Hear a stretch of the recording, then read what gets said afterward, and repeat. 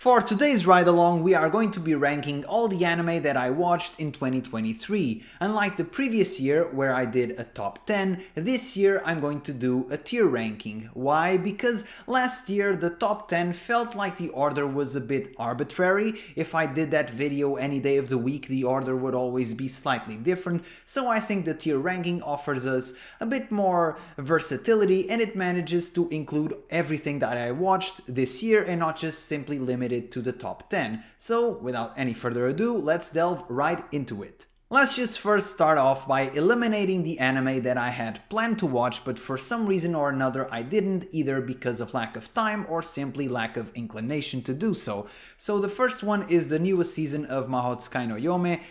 It felt high school, it felt derivative.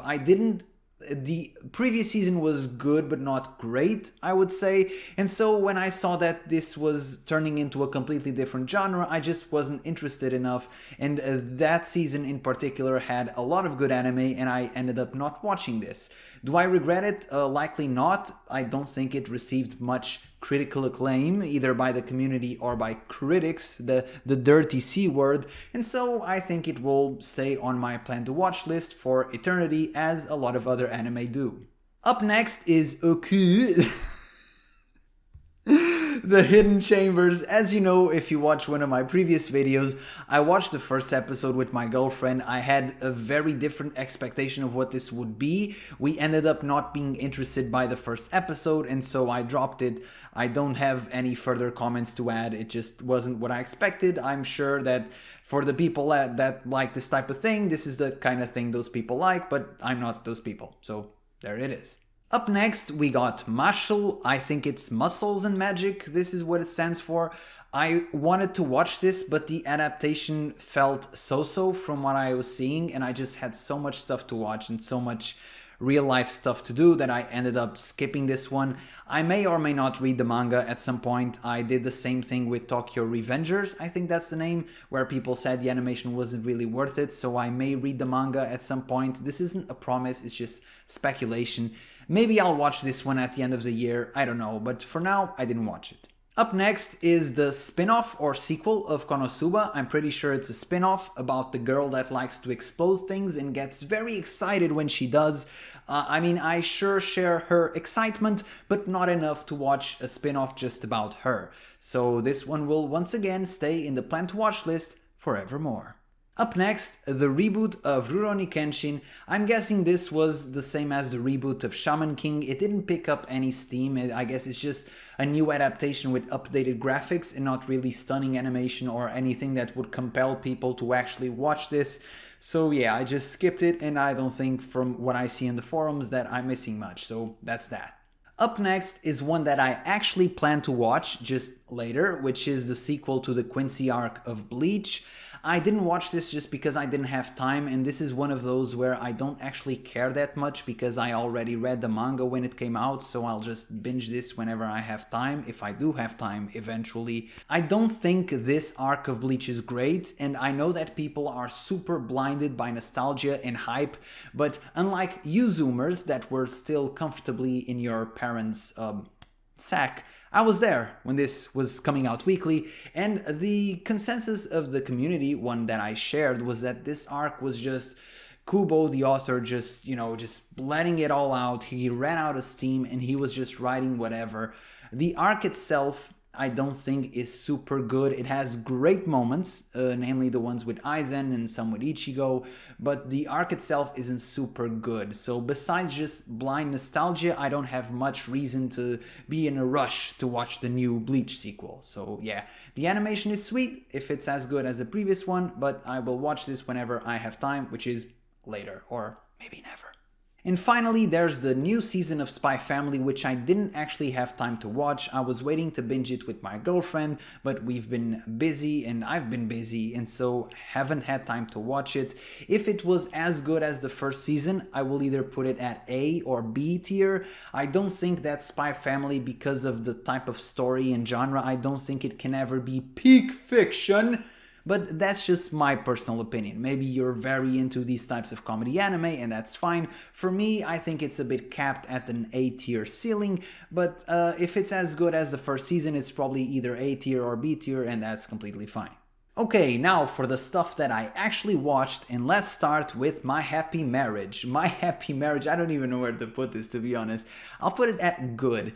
This anime was very confusing. Like I said in a previous video, this was like a mix of various genres. It starts off as a soapy Cinderella story with a female main character that's very tortured and very sad and everybody hurts her, and then she meets this cool, suave alpha male that doesn't care for her because he's cold and distant and doesn't have feelings, and by the end of the story this is pretty much a battle shonen. This just turns into Sailor Moon all of a sudden, where you're watching these episodes and you're thinking, okay, so this is like the Japanese rendition of Cinderella. This will focus mainly on drama and family interests or whatever. Then all of a sudden there's powers, which you kind of ignore because it's anime, and of course people have powers because it's an anime from Japan. But then by the end of the story, the main character that was previously weak and rejected by everybody and wanted by nobody, she has powers as well, and she's super strong apparently. So I don't even classify this as shoujo, to be honest. I made the title of a previous video a little bit of a joke, where I said this was my favorite shonen anime, because by the end it does feel like one. I don't know about the story, I think it's all over the place, but in sheer entertainment value, this is very good. I was entertained the whole way through. I can't wait to see the second season to see what else they throw at me. This was a very entertaining and complex mess, I would say. So I would put it at B tier. It was good, not great. Up next we have Jigokuraku, which it's very close to an A, but I will still put this in B tier, because this anime, it's felt like the first season was the prologue, and just when it started getting really good, it just ended. And I was like, huh, okay, I guess this is it then. So as for this first season, I don't think I can put it higher than A. It had some very entertaining moments. I definitely think it's better than My Happy Marriage, just not good enough to get to the next tier, if that makes sense. I enjoy the characters, even though they were a bit edgy. The action fight scenes were also very good. This anime is one of those where you can really feel the dip in the mid episodes. If you don't know, usually anime have their best animation in the first and in the last episodes, and usually there's a bit of a quality dip in the middle. You can really feel that dip in this one, but it never gets bad animation, so to speak. It never gets truly bad. It's just something noticeable from the gorgeous stuff you see in the first and last episodes. I like the characters, I like the story. It's all a bit edgy, sure, but I mean, Chainsaw Man, Jujutsu Kaisen, what else isn't good and edgy? You need a little bit of edginess, and I have that edgy 12-year-old inside me, and he enjoys Jigokuraku as much as I do. So I'll put Jigokuraku on B tier. I think if the sequel has as high production value as the prequel, then it will surely be A tier. I'm just not putting it on A tier because the story felt like it was teasing me and it blue-balled me right at the end, so it stays on B. Up next we have Helck, and Helck is just decent. It is what it is. It's not bad, it's not egregious, but it's also not good. I wouldn't recommend you to watch Helck. There are much better anime to watch. I think that Helck's best episodes were the first 3. I think Helck was at its best as a gag anime, and once it tried introducing an actual story, it just sort of fell apart because the story and characters weren't interesting enough to carry this new step. And I think as a gag anime, it's pretty decent. If you want, go watch the first 3 episodes. I think they're pretty funny. They hold up to most of what I consider to be good comedy anime, but after that it just goes downhill and it stays on the barrier of mediocrity. Never going like fully bad, I never dropped it, but I also never was interested to watch the new episode as soon as I could, you know. I just watched it when I could, whenever it came out and I had time.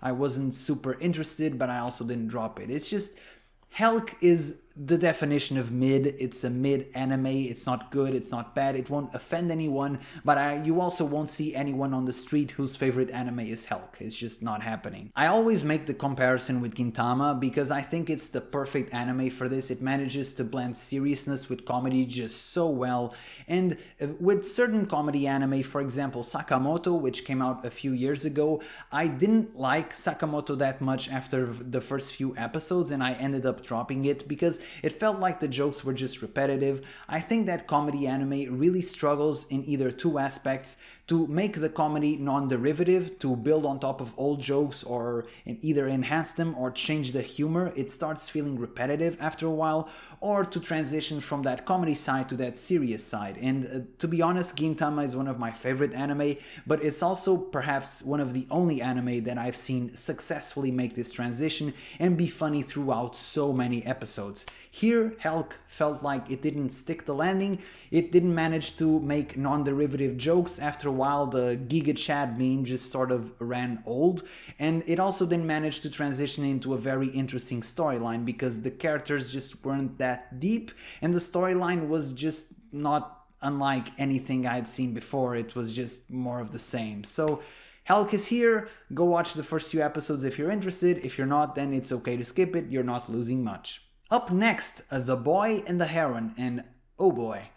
So in case you didn't know, I made a video about The Boy and the Heron, and it was a super casual video. I literally went to the cinema blind. I didn't even know what this movie was about. I assumed it had a boy and a heron, but but I didn't like the movie that much. I noted down some thoughts and I recorded a video and put it on YouTube super casually. I didn't even prepare much for it or do any heavy editing. I literally just made a quick video and posted it. Boom. To my surprise, this became quickly the most watched video of my channel, and not only was it the most watched as of the time of this recording, it's also by far the most disliked. The internet and YouTube is especially silly. This is all a silly place because the comments were very funny for that video. Half the people were saying you're an idiot, you didn't understand the genius of Hayao Miyazaki, you're an uncultured pleb, and which, you know, sure. And the other half was saying, hey man, I agree with you, I didn't think this movie was that good, I share the same sentiment. So I guess I could connect with half the people. As for the movie itself, I don't want to reiterate a 10-minute video. I thought it was very confusing. It does not have a linear storyline of beginning, middle, and end. I don't think it has a satisfying payoff for most of the plot threads it sets up. It reiterates a lot of the things from previous Ghibli movies, but just not as well. It felt like a bit of a jumbled mess. If you like movies with a lot of symbolism and a lot of metaphors and a lot of things where you have to think for yourself, then great, that's the kind of thing you like, then The Boy and the Heron is likely the movie for you. It was not what I was expecting, and I think that even if you have a lot of symbolism on movies and you make something that's a little bit esoteric, you can still have a storyline that makes sense and you can follow along, just with various depths of understanding, right? So to me, The Boy and the Heron was decent, okay? I didn't hate it because some of the comments thought that I was somehow hating on the movie. I didn't hate it, it's just I didn't like it. It wasn't the movie for me. It was decent. As far as animation and soundtrack goes, it was very good. I just didn't think the story was anything to write home about. If you haven't watched The Boy and the Heron yet and you're curious about watching it, I would recommend reading some reviews to at least be wary of what you're going into, because it may not be the type of movie for you. As long as you know what you're going into and you like that type of thing, then it's fine. If you're expecting a masterpiece as in Spirited Away, I think you'll be a bit disappointed, as were many other people. But once again, people's tastes are different. People like different things. I know it's shocking, but if you have the time and the inclination to do so, go to the cinema and check it out yourself and form your own opinion. As for me, it was a C-tier, decent movie. Up next, the second season of Jujutsu Kaisen, and this will go straight to A tier. Yes, in case you haven't understood yet by my videos, Jujutsu Kaisen bangs. I am loving Jujutsu Kaisen, and the only thing that to me is stopping it from getting to the S tier is I think that the story isn't quite as well developed as it could be. It feels like Jujutsu Kaisen is a train of adrenaline and energy and chaos and entertainment, and it's very good but also very fast. And I think that if it spent a little bit more time on certain important scenes and spaced things out a little bit better, having meaningful events farther away from each other so we could absorb everything better and have everything be more meaningful, I think it would be a much better series. Regardless, the story, although very frenetic, is still very good, very entertaining. The characters are very entertaining themselves. Jujutsu Kaisen is one of the better shonen to come out in recent years. I will say for this season in particular, I really enjoy the villains. I think the villains make this show, especially this season. This season is brutal, and I think Yuji suffers a little bit from bland shonen protagonist syndrome, as in most of the secondary cast and the villains are more interesting than he is, but that's starting to flip, because unlike some other meathead characters, which Yuji is a little bit of, right, his power consists in punching people hard, so it's not like he's a super cerebral main character, but I think that's starting to flip, because there's a little bit more darkness and guilt and a dark undertone to his character that a lot of other meathead shonen protagonists don't have. So Jujutsu Kaisen is very interesting. This season in particular, the fight scenes were amazing. I can't put this on anything below A. It was great, it was very entertaining, definitely one of the top anime of 2023. Up next, we have the new season of Kimetsu no Yaiba, and I will put it, it's closer to an A than it is to a C, but I will put it in B tier. To me, Kimetsu no Yaiba has a lot of the same strengths as Jujutsu Kaisen, but Jujutsu Kaisen does everything a little bit better. The story for Kimetsu no Yaiba is, I think, its biggest flaw. This season in particular is just a bit of a retread from the previous one, just with different characters. The animation is gorgeous. As you know, if you've heard of Kimetsu no Yaiba, you've seen the clips, you've seen the shots, you've seen how gorgeous everything looks, and the soundtrack is also pretty good. I love the opening for this season, it just bangs. Great opening. In case you haven't noticed, I'm very fanatical about opening songs for some weird reason. To me, this series is very good, but it's just like that extra oomph to get to A tier. As I said, I'm familiar with the characters by now, as is most of everybody. It's hard to be somehow summarizing here the third season of a show. You either have seen Demon Slayer or you haven't. I think the characters are not as bad as people say. I made a video about it previously. I really like Tanjiro as a main character. I think he's a great main character, but this season, although very gorgeous and sounding very pretty, it's just a bit of a retread of the previous season, and I can't just ignore that. So although still very entertaining, I don't think the villains in this season were as good as the previous one, and the story was also a bit of the same old, same old. So this new season of Kimetsu no Yaiba, although very gorgeous, and I'm not saying it's bad, it's good. So it stands at B tier.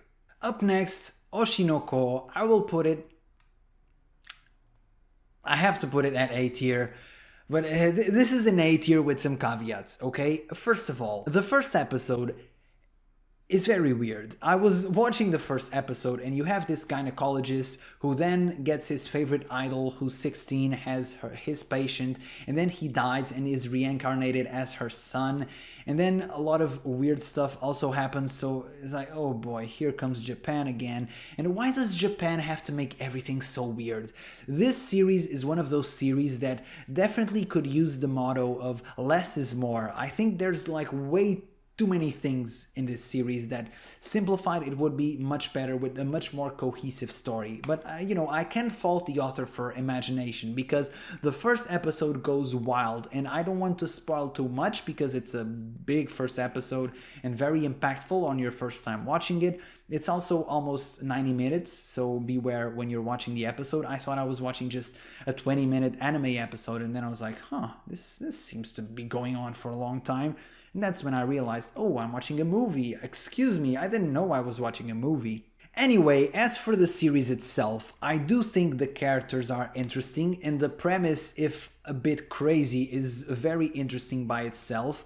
I was, by the end of the first episode, completely compelled to watch this, so much so that I binge watched the anime, and then when I had time, I binge read the manga. I can't remember the last time I binge read a manga, so, you know, even if I think this story has a lot of flaws and has glaring flaws, which I maybe one day will talk about, as they are especially obvious in the manga, I do think this is still very entertaining and very good. The production value for Oshinoko is off the charts, the animation is gorgeous, the characters, the eyes, the voice acting, the soundtrack, everything is so good. From a visual, audio-visual presentation, this anime is great. What puts it at A, besides just, for example, Kimetsu no Yaiba, who also nails those things down, what puts it on the A tier is the overall entertainment value. The story is very interesting, it has lots of twists and turns.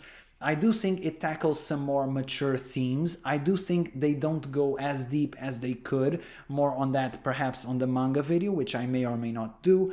But I still think the story is overall pretty interesting, and these are characters you grow attached to. I really like some of the characters, and you know, I'm not the type of person to watch romance anime or harem anime or ship that character with that character, but you know, it managed to keep me interested despite being a thing that is outside of my usual genre of interest, so that's very good.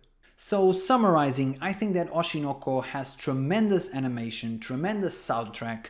I like the banter and chemistry between the characters, I like their interactions, I like the revenge subplot. I do think Aqua, although a bit edgy, I like edgy characters.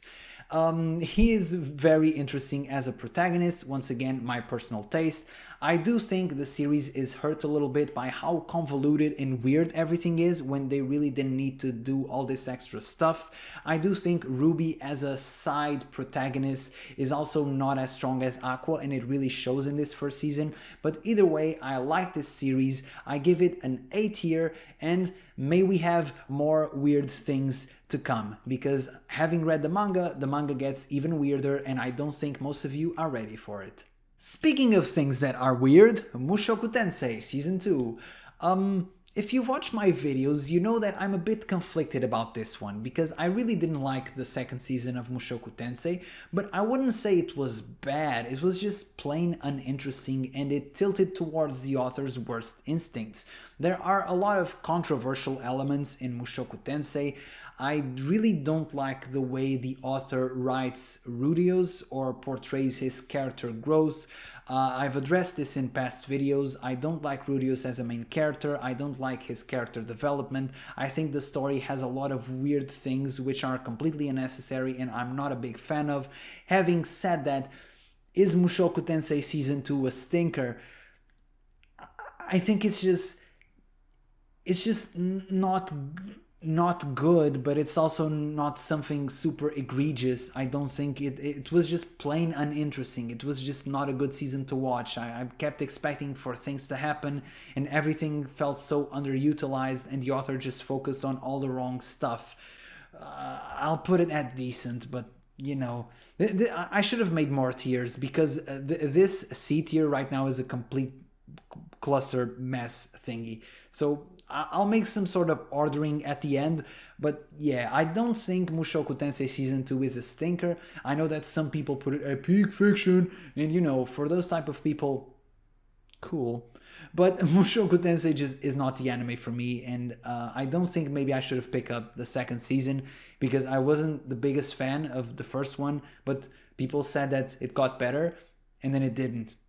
It got worse.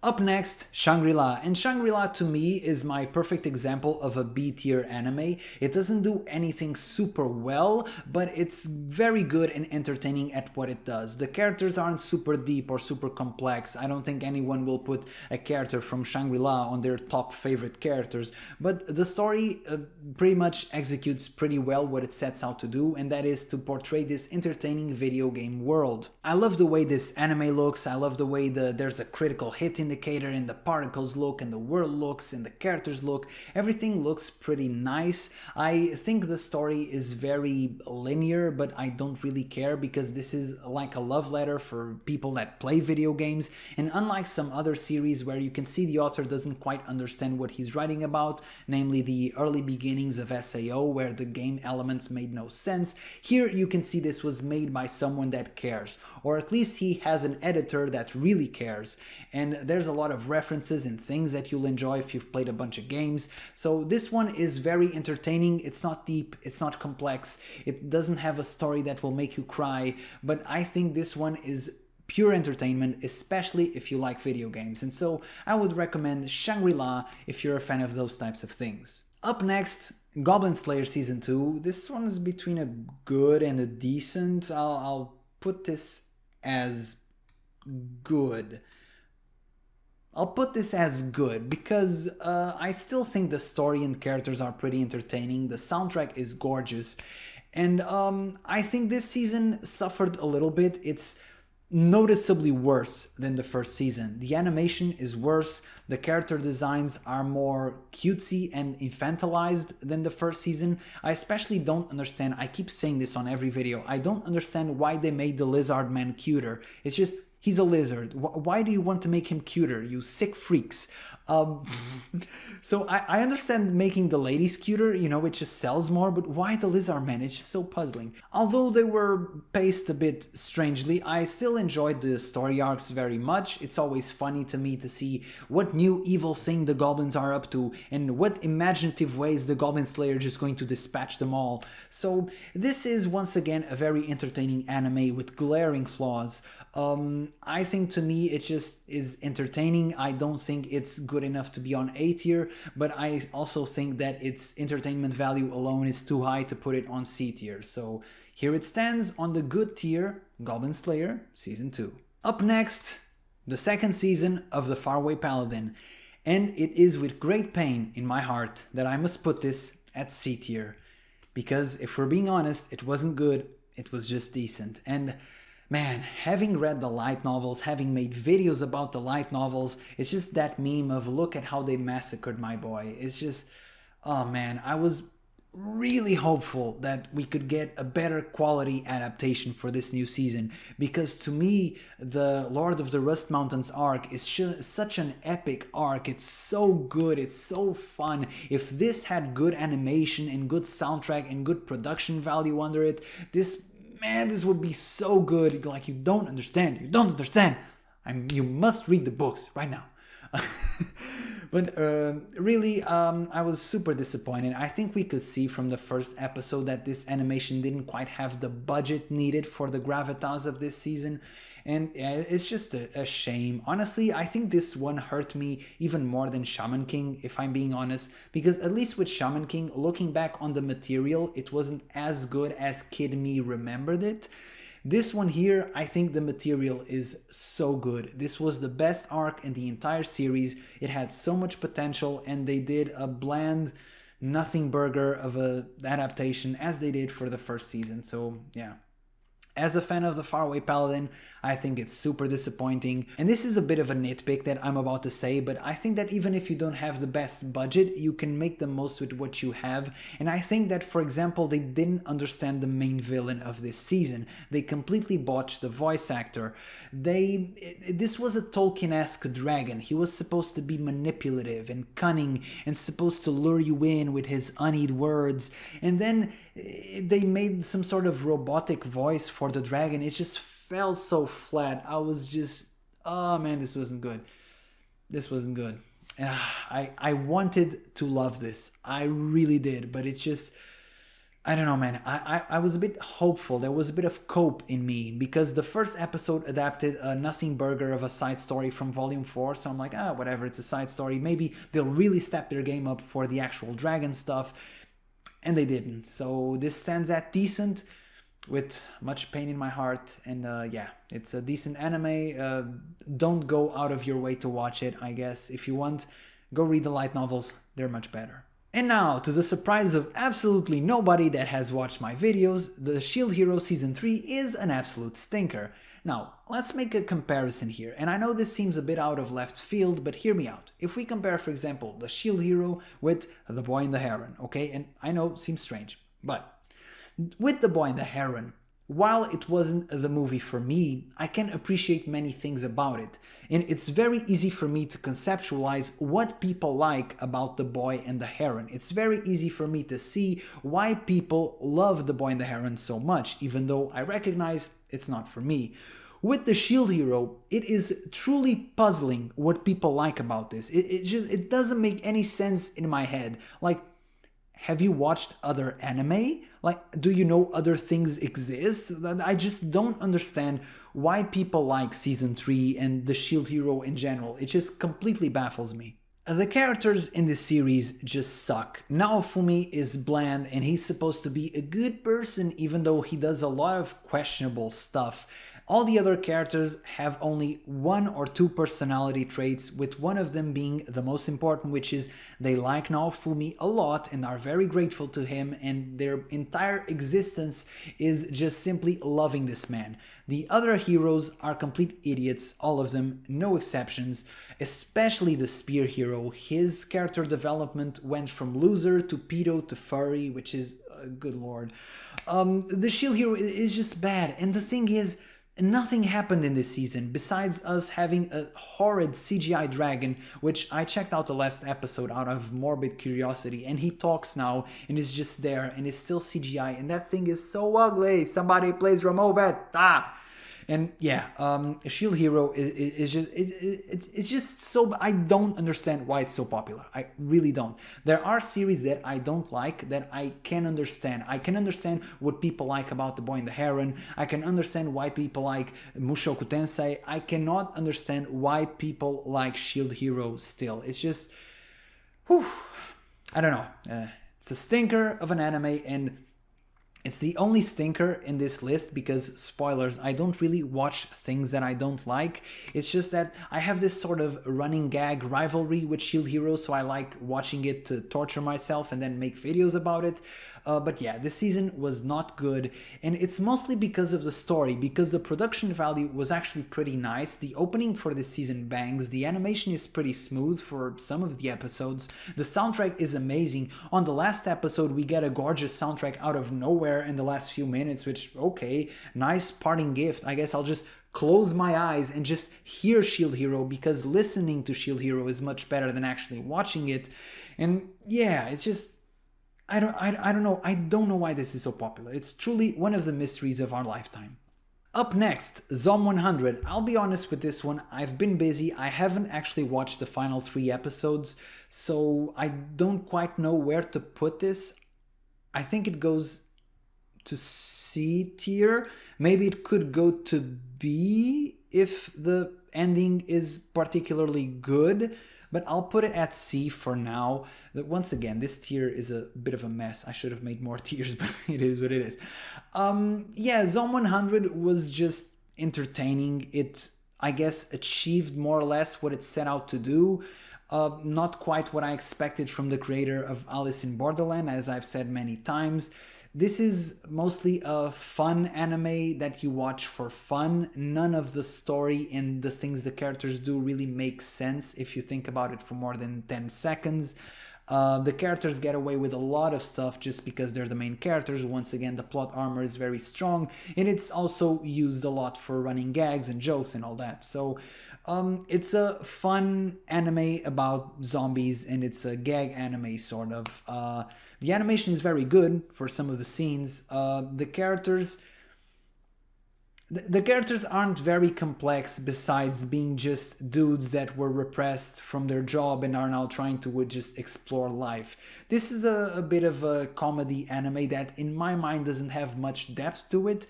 Maybe it becomes a bit deeper as the manga goes on, or I haven't watched the final 3 episodes once again. From the 9 episodes that I watched, it's just decent. It's entertaining, but it's not something that I would necessarily recommend. It's just okay. It's okay. Up next, to the surprise of absolutely nobody, Frieren goes into A tier. Yeah, Frieren, I think a lot of people really got caught up in the hype. Apparently this topped the My Anime List chart. It became the #1 anime on the website. I don't know if it still is. But to me, while Frieren is very, very, very good, it's not even the best anime to come out this year. From a production standpoint, both the animation and the soundtrack, Frieren is very good. I really like the characters as well. The only thing that holds it down to me to get to peak fiction is that Frieren is a bit too episodic for me, because I really prefer stories when you have point A and a goal you're aiming towards, and then you have this sort of progression towards it. Here we do have a concrete goal, but the progression is a little bit flimsy. We don't have a good understanding of geography, of where they are, and how much time or quests we still need to do to get there, and it seems a bit too episodic for me, which is fine, but it's something that to me holds it down from getting to the coveted S tier.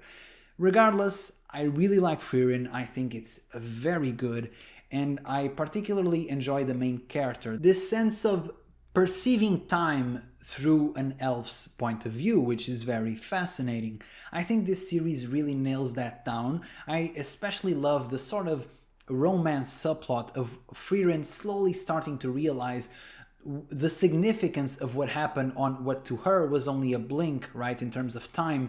And I really like this anime and the themes that it explores. I like the characters, I like the overall vibe of the thing. It feels very cozy, very just friends having some adventures together, which essentially is what it boils down to. And it can't hurt that the banter between the main characters is very good. It's such a joy to watch these characters interact with one another and their various personality quirks bouncing off of one another. Frieren is a very, very good anime. It's just not my #1 anime of the year. Because of course, I saved the best for last. My #1 anime of the year is Vinland Saga Season 2. It is S tier peak fiction! This season of Vinland Saga is without a doubt, much like the previous one, peak! And nothing to me that came out this year can top it. It's just, in terms of production value, from the animation to the soundtrack to everything, is just so good, and the story is amazing. You get this character development that has been bubbling up ever since the first season, and you have this main character confront his past self and his past mistakes and confront other characters from his past, and everything from this clash of ideals and philosophies. And there are some things which you can maybe criticize about Thorfinn's philosophy, which isn't quite realistic. It's perhaps a bit utopic, but it's so good to have a character aiming towards a utopia, right? Even if it can't be truly realized in real life, so to speak. Everything from the characters to the story is just so good. This anime is, to me, without a doubt, the best anime of 2023. And I think Vinland Saga really highlights what to me is the distinction between something that is great and something that is peak.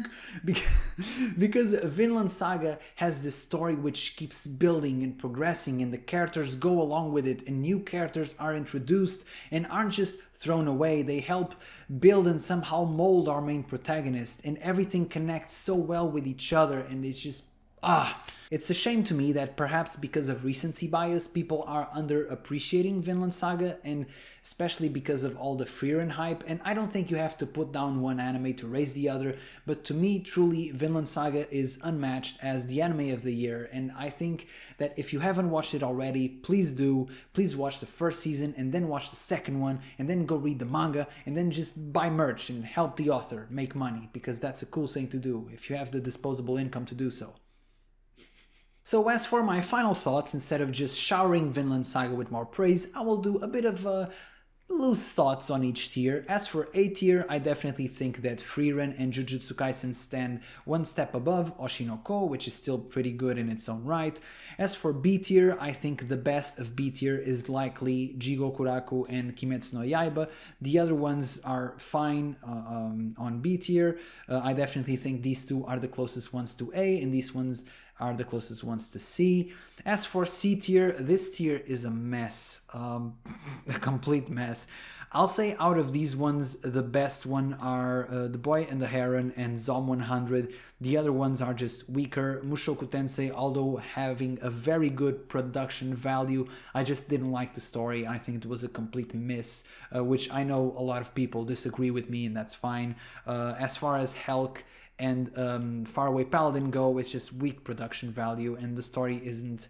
For the Faraway Paladins, the story was very good, the production value just killed it, and for Helck, it's probably the worst in this tier because both the story and the production value aren't super great. Shield Hero sucks, that is all. And for Didn't Watch, Spy Family is the one I will definitely watch. Spy Family and Bleach, we'll see. As for the other ones, I don't really plan to watch them. Maybe Mashle if it really gets some buzz going. But besides that, I don't really plan to watch the other four. Especially Ooku, which I dropped and will never watch again, most likely. So this has been my tier list for 2023. Hope you like this more loose, unscripted, random thoughts type of video, and I will see you guys on the next video. Be sure to like and subscribe, and ciao!